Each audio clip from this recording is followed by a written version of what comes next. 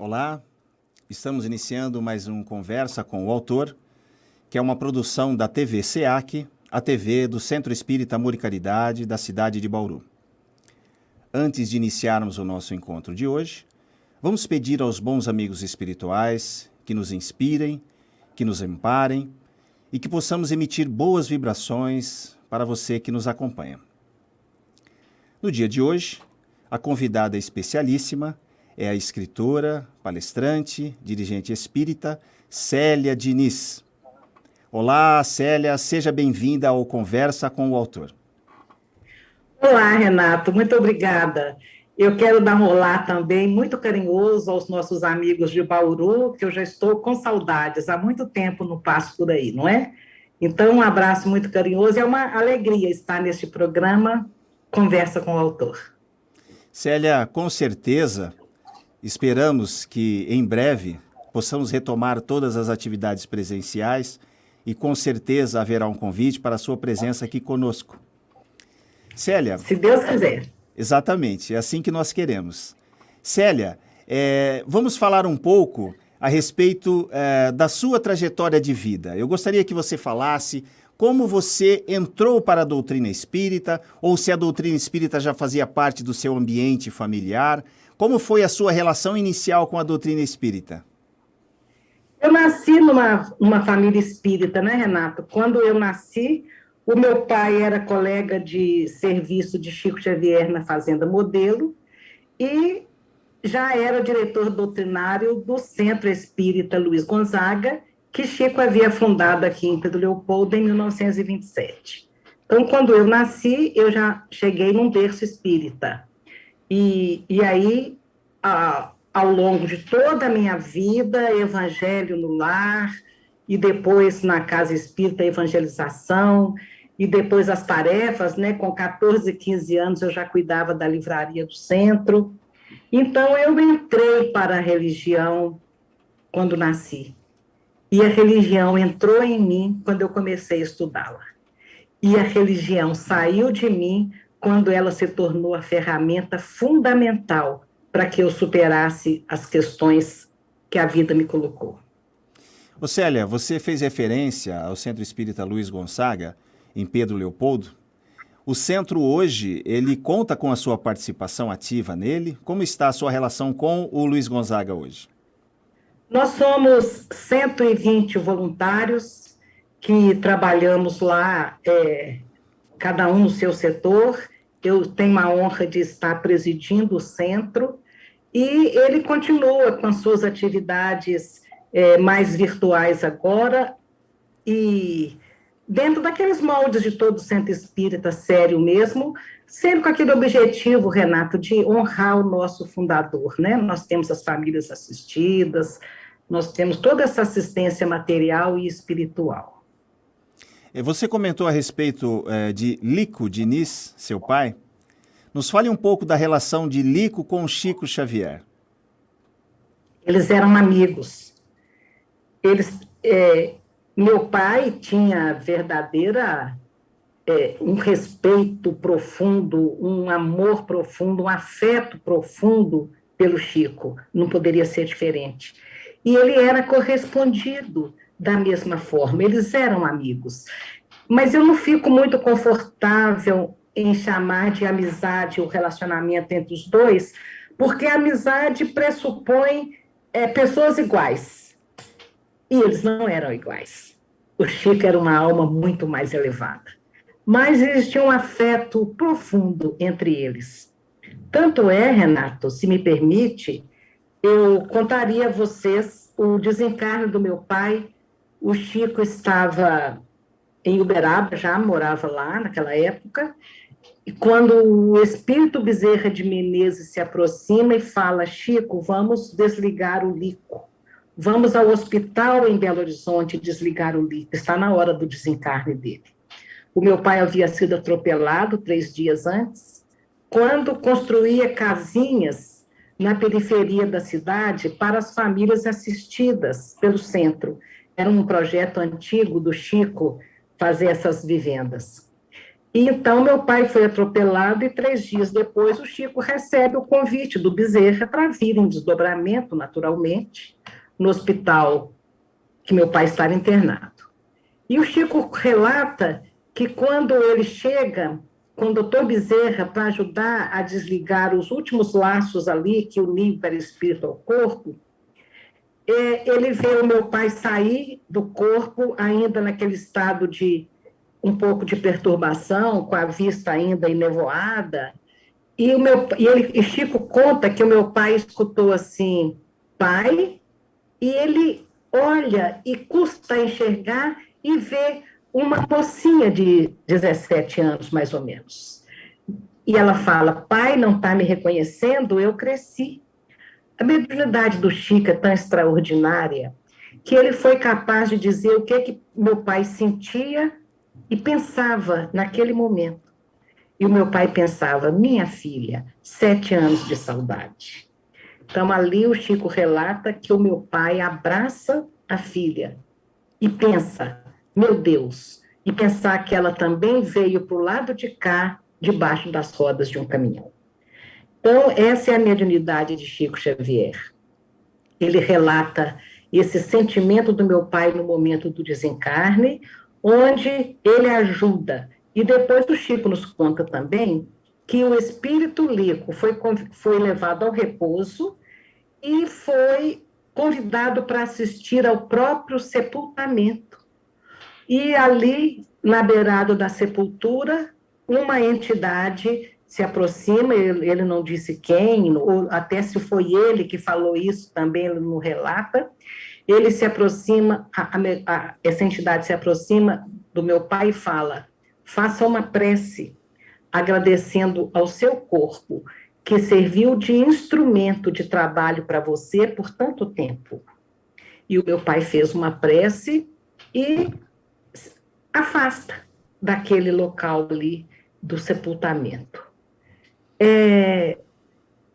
Eu gosto de contar esse caso porque com esta história do meu pai ser recebido pela filha dele, que havia também desencarnado 7 anos antes, nos atesta que nós todos poderemos, em algum momento, considerando o grau de merecimento de cada um, as condições espirituais de cada um, que nós vamos reencontrar os nossos entes queridos, que partiram antes de nós, e este reencontro no mundo espiritual é a grande esperança que faz com que a morte seja vista totalmente diferente, porque aí então nos mostra que a morte não é um ponto final nos relacionamentos, é só uma vírgula, e que a separação não é definitiva, é temporária, e isso muda tudo. Ô Célia, após o desencarne de seu pai, você tinha quantos anos? E qual era a sua relação já com a doutrina, na época do desencarne de seu pai? Eu já era adulta, já estava casada, já tinha 2 filhos, a minha segunda filha estava com 3, 4 meses, e eu já frequentava o centro, o meu pai já me ensinava os primeiros rudimentos de palestrante, né? Inclusive, Renato, uma das primeiras lições que ele me deixa é essa: minha filha, nunca use a tribuna espírita para dizer o que você acha, o que você pensa. Você vai falar o que a doutrina preconiza. Se você não souber, não fale nada. Então, nessa época, eu já frequentava o centro e já fazia minhas palestrinhas lá. E a sua mãe nesse contexto? Como era a relação da sua mãe com a doutrina espírita? E como ficou a sua mãe emocionalmente após a ida do seu pai para o plano espiritual? Como ficou essa relação de vocês? Minha mãe tinha 61 anos quando meu pai se vai. E ela, no primeiro momento, ela se sente só. Ela sente aquela separação, porque, afinal de contas, ela se separava de um marido, com o qual ela havia vivido 40 anos e, segundo ela, 40 anos muito felizes. E então ela sente, Renata, ela sente e ressente essa separação, porque perder um ente querido dói. Nós não podemos imaginar que o espiritismo seja essa coisa milagrosa que tira a nossa dor. Não, dói. Ela sofreu a separação, mas ela seguiu em frente. Porque tem uma coisa que a gente aprende na doutrina, é honrar o ente querido que partiu, continuando a tarefa que ele valorizava, tentando realizar da melhor maneira possível o que essa pessoa esperava de você. Tanto é que, se eu me torno espírita, a princípio, não foi... Porque eu quero explicar direito essa questão. A gente nasce num berço espírita, a gente recebe uma educação religiosa, mas há um momento da nossa vida em que a gente dá aquela afastada e por questão do casamento, 3 filhos pequenos, o período da faculdade que era de noite, as reuniões eram à noite, a gente dá aquela afastadinha das atividades da casa espírita. Então, eu sou espírita por nascença, mas sou por escolha e por convicção, porque eu me torno espírita depois da educação que eles me deram, eu me torno por escolha. E eu me tornei espírita pelo meu pai. É engraçado que depois é que eu me torno espírita pelo ensinamento dos espíritas, depois que eu abraço o evangelho de Jesus por Jesus. Mas minha primeira motivação foi o meu pai, a quem eu admirava profundamente. E a minha mãe também o admirava profundamente. E todos nós, os filhos, admirávamos aquele pai que, com o 4º ano de grupo, era extremamente sábio. Porque a doutrina estudada em seus fundamentos filosóficos e morais traz uma sabedoria muito grande para as almas. Então, a gente se curvava diante da sabedoria do nosso pai, e a minha mãe também. O meu pai dizia a ela: para de costurar um pouco, para de trabalhar um pouco, senta aqui, Lia, vamos ler. Ela não, ela era mais do trabalho. Ele não, ele gostava do estudo. Chegava do serviço, na fazenda modelo onde ele trabalhava, e estudava. O tempo todo que ele podia, ele estava ali estudando. Meu pai estudou André Luiz e Kardec a vida toda. Ô Célia, eu estou aqui de posse de uma obra, Vencendo a Dor da Morte, e nós conversávamos um pouco a respeito deste livro, desse seu trabalho, e antes da gente entrar exatamente, né, no conteúdo de tudo que você nos traz, eu gostaria que você falasse a respeito desse processo, da ideia da produção do livro. Por que escrever um livro, Célia?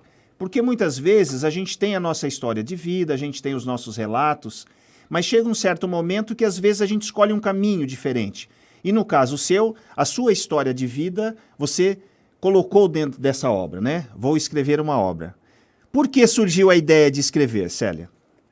Olha, engraçado, Renato, porque eu era livreira.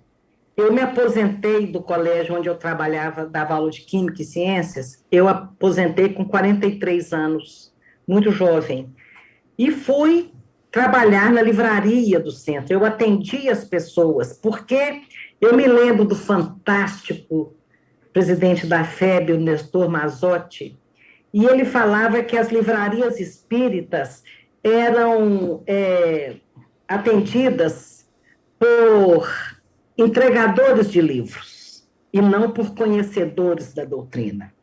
Ele falava que o atendente de uma livraria espírita era aquele que a pessoa chegava e diria: me dê Nosso Lar, me dê Missionários da Luz, me dê há 2000 anos, a pessoa vai lá, sabe onde que está e entrega. Então, eram entregadores de livro. Mas o ideal para a livraria espírita eram ter as pessoas que conheciam a doutrina, a ponto de uma pessoa chegar e dizer: eu queria um livro que falasse sobre tal assunto. Eu queria um livro que me esclarecesse sobre tal fundamento da doutrina. E a pessoa que estava ali seria um orientador de estudo, mais do que um entregador de livros. Então, aos 43 anos, eu estava razoavelmente preparada para ser uma pessoa que conhecia a doutrina para esses atendimentos assim. Eu queria um livro sobre isso, sobre aquilo, e fui trabalhar na livraria. Logo em seguida, apareceu a função de eu começar a ler. A Aliança Municipal Espírita de Pedro Leopoldo me pediu que lessem os lançamentos para colocar no Clube do Livro. Então, eu li aqueles romancinhos Água com Açúcar, aqueles livros doutrinariamente pobres. Eu lia aqueles livros comerciais que a Terezinha de Oliveira falava que a casa espírita precisava de sobreviver. Então, tinha, como é que ela falava? A casa espírita criando espírito comunicando com a médium que ia no livro. Ela reduzia a coisa de uma maneira assim, bem jocosa, tirando a importância que se dava ao lançamento. Eu estou falando isso porque as pessoas não estudam o que realmente conta na doutrina, o que realmente é revelador, o que realmente é básico. Então, fica distraída aí com tanto de lançamentozinho todo mês, e eu ficava lendo aqueles livros, tentando escolher o menos pior para colocar no Clube do Livro. Então, a última coisa que eu achava que a doutrina espírita precisava era de mais livros. Porque tudo que nós precisávamos, Chico já havia escrito, outros escritores bons, outros médiuns bons já tinham dado a sua contribuição. Então, a última coisa que nós precisávamos eram médiuns escrevendo mais do mesmo. Mais do mesmo. Simplesmente mais do mesmo.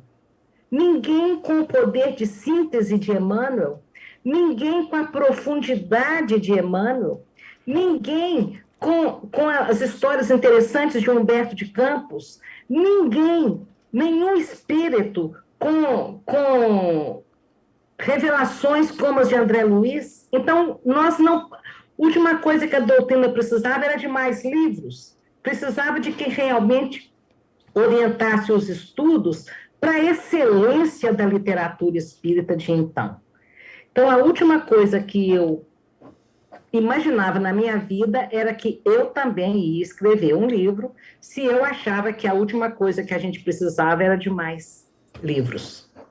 Acontece que naquela época as pessoas chegavam e falavam, eu queria um livro, o meu pai desencarnou, eu queria um livro para entender por que isso aconteceu. Então, eu tinha 100 livros que explicaria para ele a morte. Eu tinha 500 livros que explicaria para ele a morte, mas eu não tinha um só.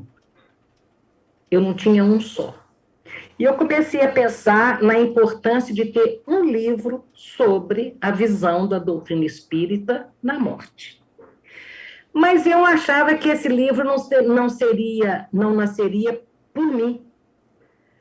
Acontece que eu comecei a trabalhar o tema de perdas de entes queridos há 30 anos, mais ou menos, e as pessoas, quando eu acabava a palestra, elas me diziam, você tem alguma coisa escrita? Eu precisava que minha mãe visse isso.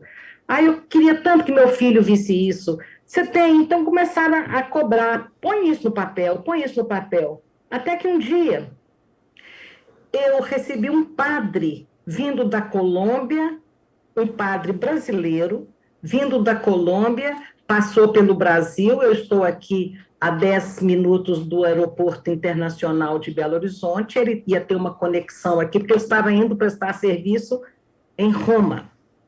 E ele, então, para e fala, quero conhecer a terra de Chico Xavier. E eu o recebo no Luiz Gonzaga. Esse padre estava acompanhado por um ex-aluno meu, que conhecia a minha história, conhecia as minhas perdas. E ele coloca para o padre que eu tinha sido uma espécie de referência em equilíbrio no luto. E o padre começa a me fazer perguntas sobre a morte, e eu explico para o padre o que eu havia aprendido com a doutrina. E ele fala comigo assim: nunca vi tamanha fé. A senhora tem obrigação de colocar isso no papel. Então, eu achei que realmente, então, eu tinha uma história para contar. Eu tinha uma história para contar e eu precisava de contar essa história. Era quase seria quase uma omissão se eu não tivesse colocado no papel tudo que eu havia aprendido com as ferramentas que a doutrina espírita nos oferece para compreender o fenômeno da morte. E assim, então, que surge o livro. Ele ficou muito bom, e eu não digo isso por vaidade, não há nenhuma vaidade em reconhecer isso, porque o mérito não é absolutamente meu, o mérito é da doutrina espírita, que tem essas ferramentas, que tem esses fundamentos, e então o livro realmente ele atendeu o nosso objetivo. Por isso que você está conversando com uma autora que não merece esse nome, porque você está conversando com uma autora, né? Você não está conversando com uma escritora, porque eu só escrevi um livro. Mas a importância do seu trabalho, Célia, eu faço uma relação aqui. Nós temos um projeto aqui no SEAC chamado Joias Devolvidas, e ele é um trabalho desenvolvido pela psicóloga Vera Mangili e o nosso saudoso amigo Richard Simonetti, em contato com a Vera. Eles conversavam a respeito da importância da casa, aqui o Centro Espírita Amor e Caridade, receber, acolher pessoas que estavam passando pelo processo do luto, que essa palavra luto no meio espírita as pessoas quase não usam, né? Como se fosse proibido passar por esse período. E aí o projeto existe, o Joias Devolvidas, e a Vera recebe pessoas de todas as religiões, porque o objetivo não é fazer proselitismo, é entrar em contato com o Kardec, não é esse o objetivo. O objetivo é o consolo, o objetivo é trazer essas pessoas para que possam encontrar um ambiente em que outras pessoas também estão passando por aquele processo de luto. Então, a importância do seu livro, eu vejo a amplitude dele muito maior do que a gente pode imaginar. Porque nós temos, na doutrina espírita, o contato direto com a literatura e a palavra morte, né? A palavra desencarne. Mas quando ela acontece, e ela acontece próximo a gente, acontece com entes queridos, muitas vezes toda aquela nossa teoria, muitas vezes a gente se perde nela e não consegue entender o processo do consolo, o processo da dor. Eu gostaria que você falasse em que aspecto você acredita que o seu livro, Célia, o seu livro possa ter consolado pessoas, consolado mães que, assim como você, tiveram a perda de seus filhos. Como foi esse processo e como é esse processo, que eu acredito que durante as suas palestras você seja procurado pelas mães ou por pessoas que passaram pela mesma situação que você ou estão passando, da perda dos filhos. Acontece isso, não é, Célia? Sim, acontece, Renato. Primeiro, eu quero dizer que já conheço o projeto Joias Devolvidas e sei que, por inspiração do saudoso Richard, a Vera faz um trabalho sensacional. Tive a oportunidade de andar muito por essa região aí de Bauru e conversar com mães que tinham sido, sim, acolhidas por vocês aí no Amor e Caridade, e o trabalho realmente é muito bom mesmo, porque acolher enlutados é uma arte, onde a gente não pode cobrar dessas pessoas nada. Eu aprendi muito, inclusive no decorrer de 2016 para cá, depois que nós lançamos o livro, nesses 4, 5 anos aí na estrada, levando o livro para vários pontos e as pessoas encontrando nele as respostas. Eu aprendi muito, Renato, e ainda estou aprendendo. Tanto é que qualquer coisa que eu disser aqui, eu não estou dizendo na postura de quem está ensinando nada, mas simplesmente na postura de quem está compartilhando o que tem aprendido. Então, em qual aspecto que eu acho que meu livro ajudou? Primeiro, eu reconheço a dor. Eu reconheço que o espírita não é diferente quando ele perde um ente querido. Ele sofre. Claro que a gente sofre. Acontece que o aspecto que nos difere é que nós não sofremos com revolta, com incompreensão e com falta de resignação. O verdadeiro espírita, ele sofre, e sofre muito, só que ele não se desespera. A grande diferença é essa. A doutrina espírita nos prepara para que a gente não se desespere. Vocês, todos que estão nos ouvindo, conseguem distinguir o que é uma pessoa que está sofrendo e o que é uma pessoa que está desesperada. Então, a gente não tem esse desespero, mas tem sofrimento. O próprio Emmanuel, ele tem uma frase na Religião dos Espíritos, me parece, uma mensagem que chama Antes que Partiram. Ele diz assim: ver a névoa da morte estampar-se inexorável na fisionomia dos que amamos e dar-lhes o adeus indescritível é como despedaçar a própria alma e prosseguir vivendo. Então, Emmanuel falava de uma dor que ele conhece, porque ele também, ao longo das suas existências, ele sepultou os entes queridos. Então, ele fala isso, ver um cadáver e fechar um esquife e deixar esse esquife sepultado e sair e ter forças para sair de perto da sepultura é algo indescritível, é uma dor que não dá para mensurar. E isso é morte, e isso existe. Então, a primeira coisa que nós temos que fazer é considerar que essa morte existe, a morte física, ela existe. Primeira coisa é isso. A gente comentava outro dia que a gente acolhe a pessoa enlutada dizendo, você tem, é com o dedo, né, que a gente fala, ó, você tem que conformar, você tem que aceitar, você tem que seguir em frente. A gente acolhe com exigência. Por quê? Por que a gente exige? A gente exige porque a vida continua, a gente exige porque a morte não existe, a gente exige que a pessoa aceite a morte porque faz parte de uma grande programação reencarnatória, a gente insiste que a pessoa aceita a morte porque ela não é definitiva.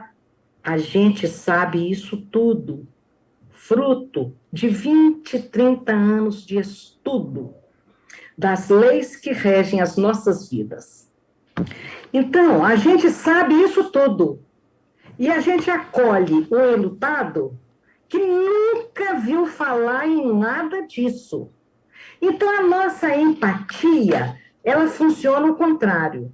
Em vez da gente se colocar no lugar do outro, que não sabe absolutamente nada do mundo espiritual, nada das leis da vida, nada da filosofia espírita, em vez da gente colocar no lado, colocar no lugar da pessoa, a gente quer que a pessoa se coloque no nosso lugar e saiba tudo que a gente sabe e reaja de acordo com esses ensinamentos. Eu sempre me lembro como é que Chico Xavier nos recebia. Eu chegava lá em Uberaba com o coração estraçalhado, com realmente me sentindo a alma despedaçada, e eu chegava lá e ele olhava para mim e ele podia até pensar assim, essa moça já podia estar melhor um pouquinho, de família espírita, palestrante, conhece a doutrina, ela podia estar melhor um pouco. Ela não precisava de estar aqui ainda com esse sofrimento, ela não precisava de estar aqui me procurando, ele podia até pensar isso. Mas ele se colocava no lugar da minha necessidade, da minha indigência espiritual. Ele colocava no lugar do meu coração que apegava ao filho que partiu. Então, ele se colocava no meu lugar e abria os braços, com os olhos lacrimejando de se colocar no lugar da minha dor. Ele abria os braços e dizia: "Oh, minha filha, como está doendo no nosso coração a saudade do filhinho, não é? Como está doendo no nosso coração." A minha dor era dele. A minha dor era a dele. Isso é o acolhimento. E nós, com o dedo em riste, exigindo que a pessoa haja como quem sabe que a vida continua. Então a gente fala: a morte não existe, a pessoa fica totalmente perdida, porque para ela o que não existe é uma vida que continua. Essa é a realidade dela, a morte existe. Então, como que a gente vai lidar com isso?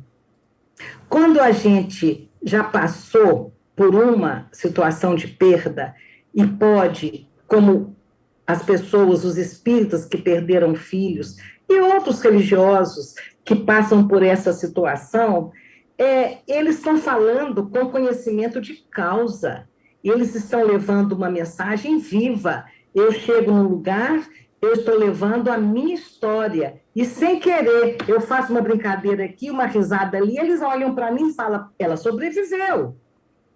Então, teve uma senhora que me procurou, não lembro mais onde foi.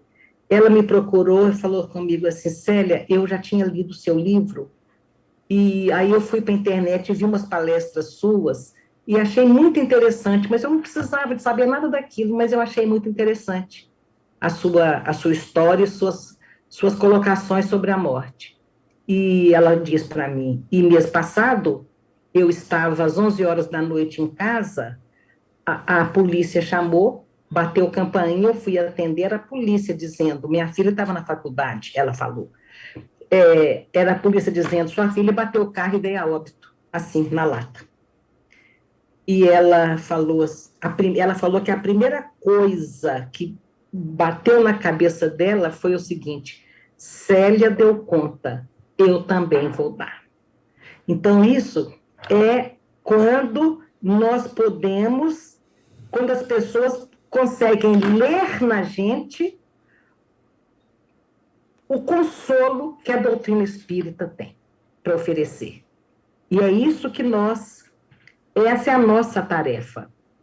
As pessoas podem ir dizer sobre morte com todo o conhecimento de causa, mas se elas estão diante de quem passou e sobreviveu com alegria, deu conta, é outra coisa. É muito forte isso, né, Renato?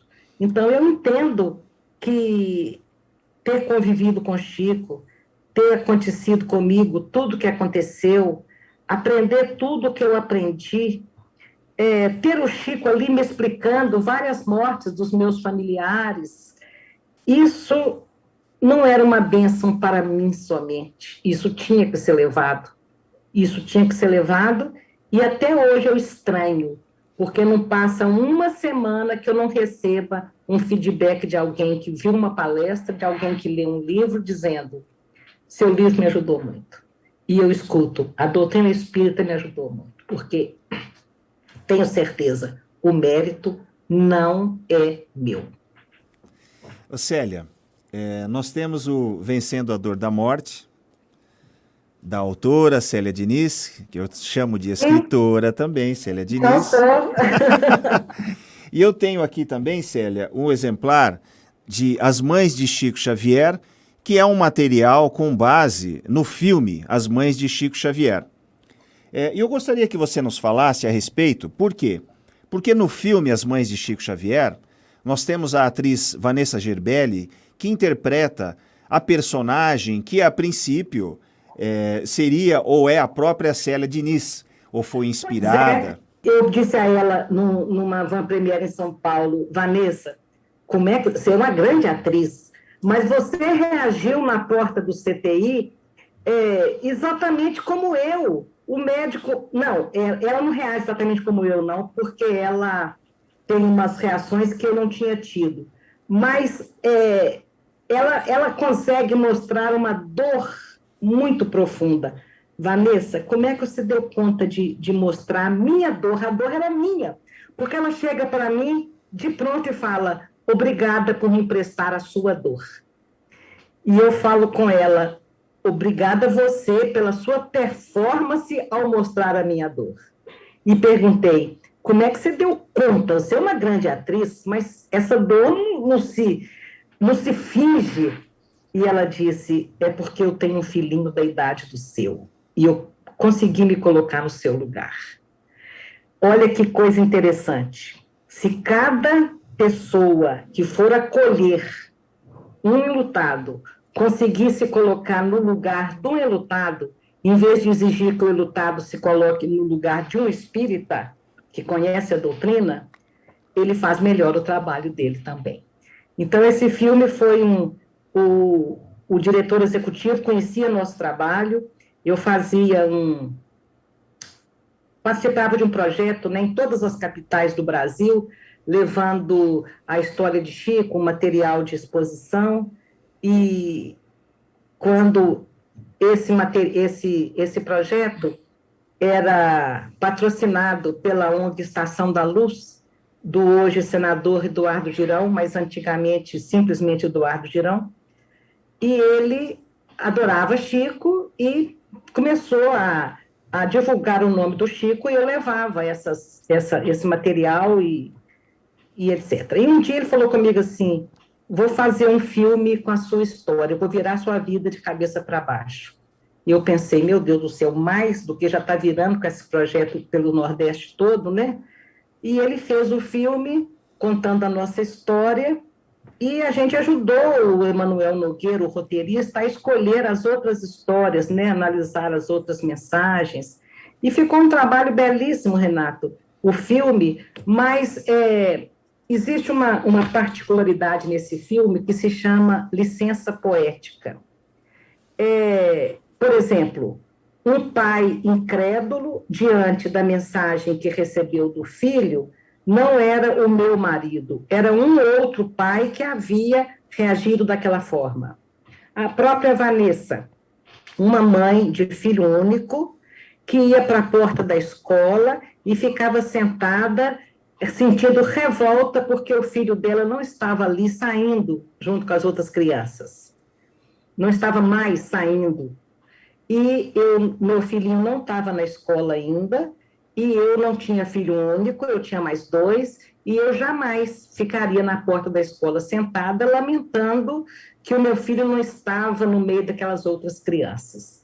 Então, é uma licença poética, porque teve uma outra mãe, de uma outra história, de uma outra mensagem, que ficava na porta da escola, olhando as crianças saírem. Então, tirando esses detalhes, pegou-se particularidades de vários espíritos comunicantes para montar as histórias. E tudo que está ali nesse filme é verdadeiro, mas os aspectos todos, os detalhes todos, não fazem parte da mesma mensagem. Eu expliquei direito, Renato? Perfeito, perfeito. É que muitas vezes a gente assiste o filme e como o filme tem a inspiração na vida da Célia Diniz, nós sempre acreditávamos que, a princípio, todo o processo gravado e que a licença poética não estivesse presente, né? Como está. Não está. Está dessa forma. O coitado do meu marido ficou... ele fala assim, poxa vida... muito complicada, né? Porque eles mostram um marido alcoólatra, totalmente desequilibrado, e ele não era assim. E não foi assim que ele reagiu na época da mensagem, porque, inclusive, o pai dele tinha sido colega de serviço do Chico na fábrica de tecidos. Antes do Chico ser colega do meu pai na Fazenda Modelo, ele foi colega do pai do meu sogro. Então, eles se conheciam e se admiravam muito. aquela reação de incredulidade, de não aceitar a mensagem, não foi do meu marido, foi outro pai. E a mensagem que é importante, que fica registrada no filme, e eu gostaria só de comentar um detalhe, Célia. No filme nós temos uma cena em que a personagem, a Vanessa Gerbelli, fazendo a Célia Diniz, em que ela entra em contato com a babá e a babá está levando o seu filho para um passeio de bicicleta. E nesse passeio ele cai da bicicleta, bate a cabeça e a partir daí se desenvolve uma sequência de situações que, para nós que estamos assistindo, a gente viaja diretamente e projeta a relação da sua vida com aquele período.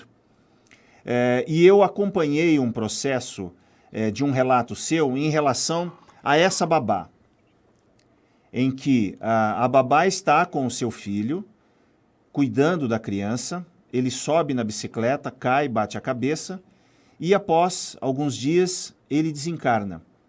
Como ficou a sua relação com a babá, Célia?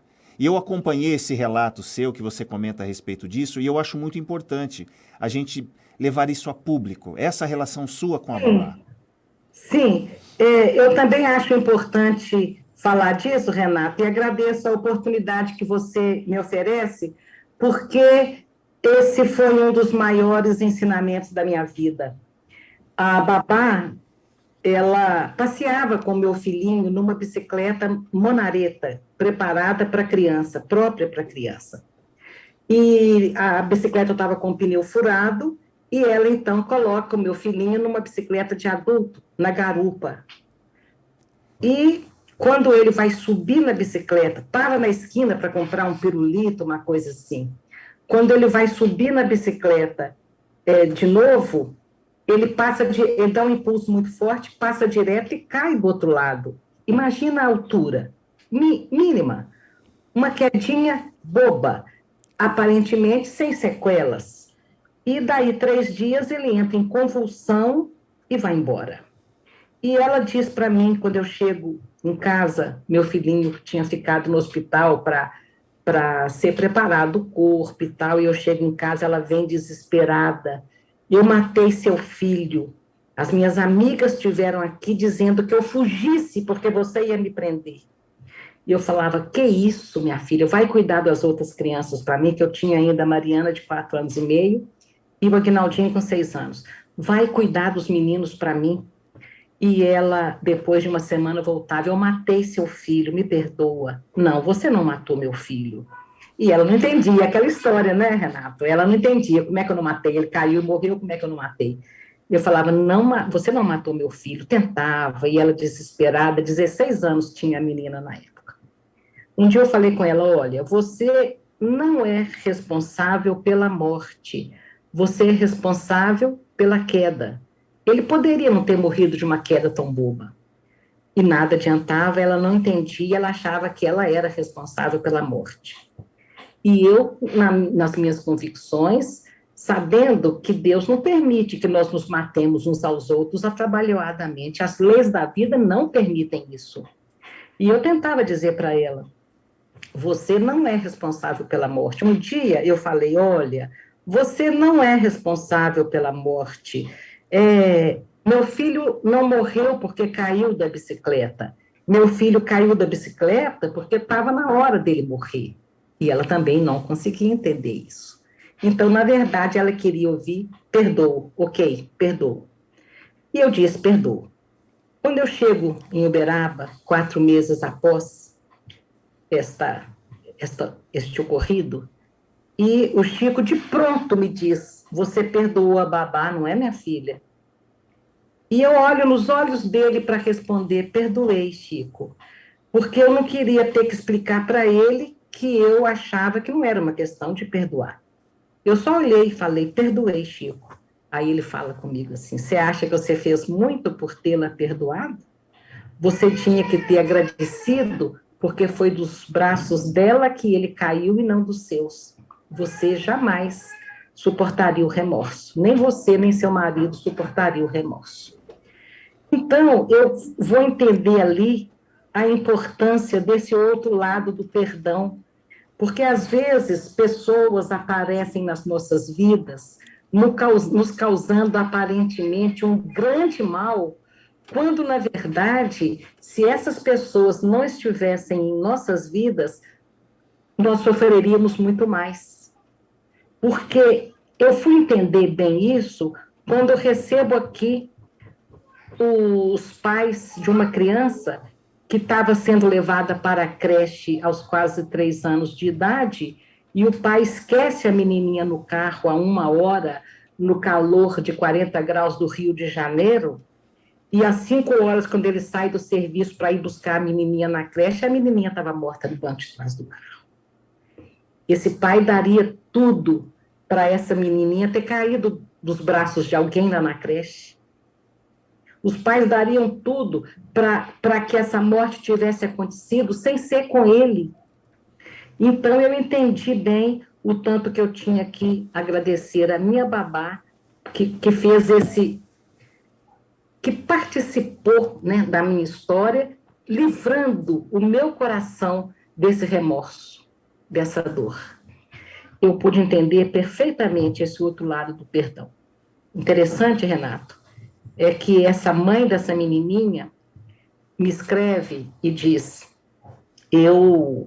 no WhatsApp, né, nós trocamos o WhatsApp muito, muito, muito, e ela dizia, eu já ia perdoar meu marido, porque eu amo, eu ia perdoar meu marido porque ele não teve culpa, mas quando eu li a sua história e que eu vi que a gente então fazia parte de um grande planejamento reencarnatório, eu ajoelhei aos pés do meu marido e agradeci a ele que dessa história de nós três, ele escolheu a pior parte. Eu agradeci a ele por ter assumido a pior parte.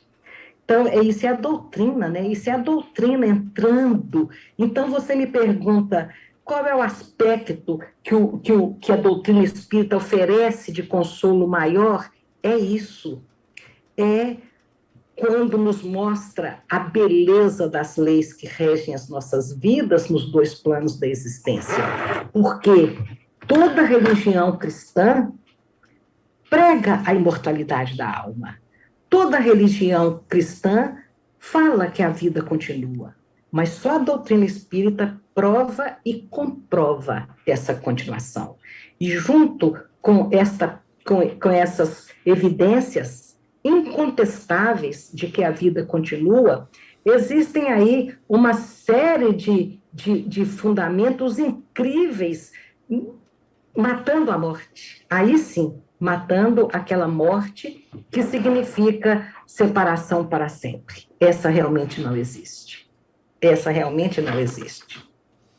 Então, o Chico diz, você fez muito bem de ter perdoado, mas você tinha que ter agradecido. E ele me conta, o seu filhinho, numa outra existência, se compromete através da inteligência e estraga o cérebro da alma. Ele tinha esse cérebro estragado no mundo espiritual e ele precisava de um corpo para deixar o estrago. Vocês combinam e vocês oferecem esse corpo, mesmo sabendo que ele precisava de ficar apenas 3 anos dentro desse corpo para deixar o estrago, que se expressaria no corpo físico como se fosse um aneurisma que romperia com queda ou sem queda. Mas uma coisa extraordinária também dessa história, Renato, é o fato de que o Chico me relata, ele conta como é que era a minha sala de televisão, a brincadeira que os meus filhos faziam de jogar no chão as 14 almofadas que compunham a alvenaria dessa sala, e ficavam brincando de cambalhotas. E ele conta, o Chico conta, que o meu pai, desencarnado há 4 anos, por misericórdia divina, ficava ali, na hora daquela brincadeira, segurando a cabeça do meu filhinho para que ele não batesse a cabeça no chão e morresse antes da hora. Olha essa expressão. Morresse antes da hora. Então, eu posso desenvolver essa ideia, no livro eu faço isso, dizendo que ninguém morre antes da hora, a menos que a própria pessoa antecipe a sua partida pela vida sedentária, pela a entrega ao sofrimento, à depressão, que acaba destruindo as defesas do organismo. A pessoa pode abreviar a própria vida pelos hábitos infelizes de alimentação, de álcool e de vícios outros. Nós podemos antecipar o momento da nossa morte, mas as leis divinas não permitem que o outro antecipe esse momento, com uma bala perdida, com um atropelamento, com uma violência qualquer. Então, eu posso, por tudo que eu estudei da doutrina espírita, eu posso garantir: o acaso não existe, não existe bala perdida.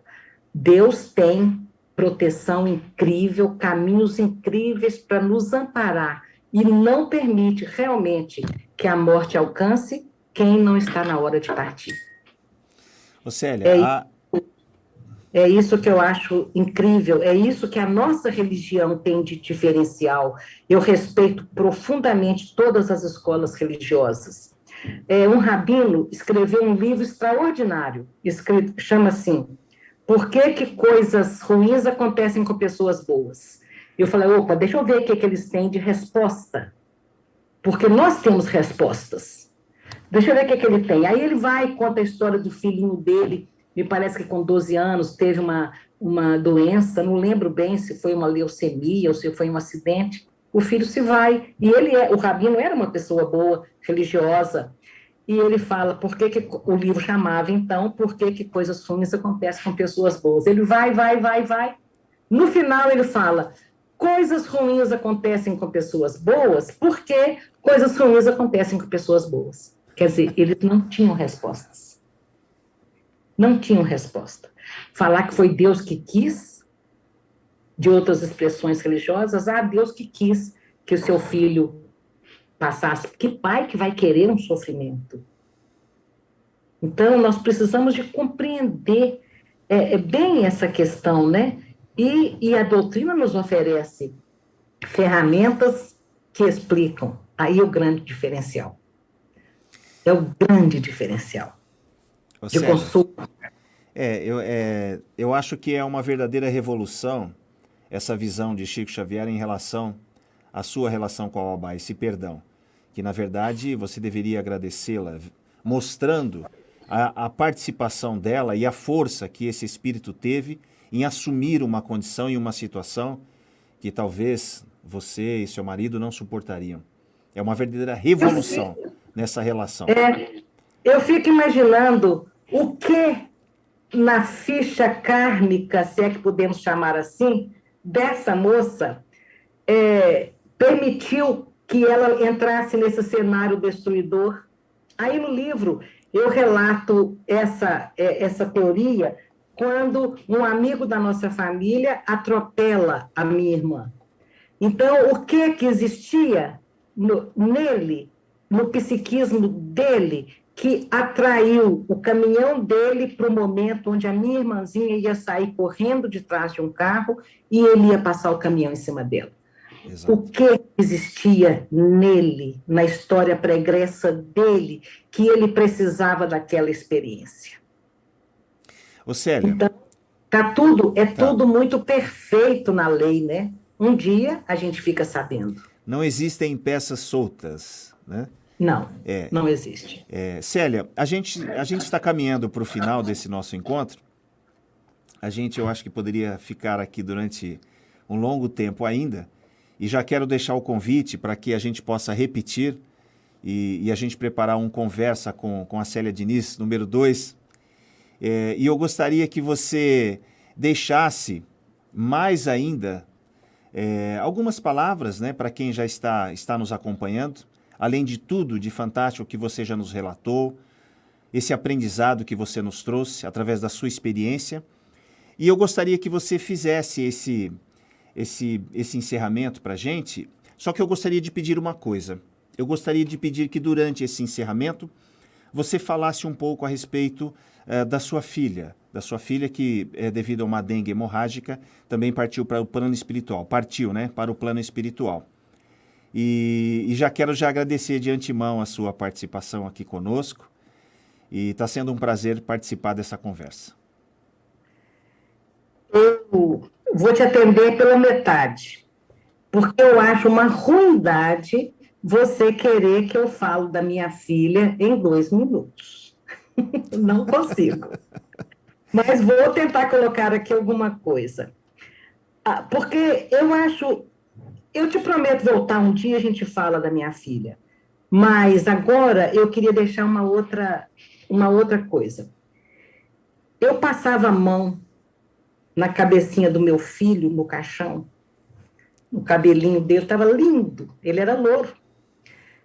Eu passava a mão ali, minha mãe do meu lado, e eu falei com ela: mãe, como é que a senhora deu conta dessa dor? Ela falou comigo assim: tenha paciência, minha filha, essa dor passa. Essa dor passa, uma hora ela acaba. E eu pensei: não acaba? Como? Eu olhava ali a névoa estampada naquele rosto, né, a névoa da morte.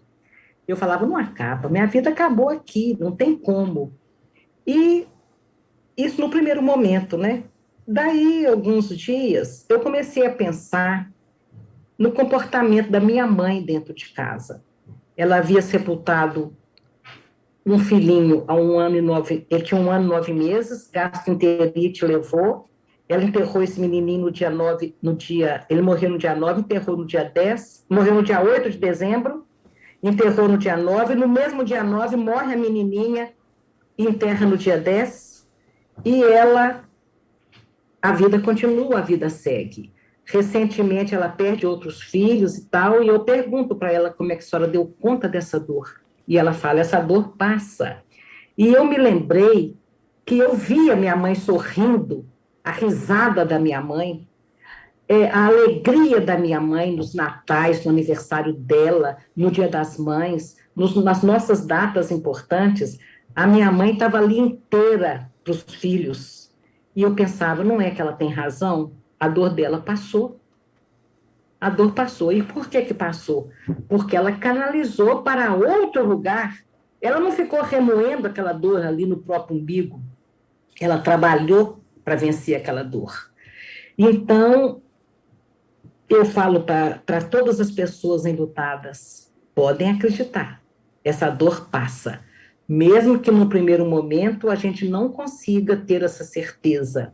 E eu compreendo perfeitamente que certezas são intransferíveis.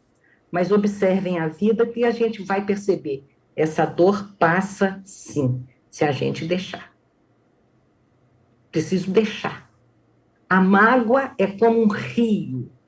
É bom de ver passar. Cantou alguém isso aí. Isso é uma música.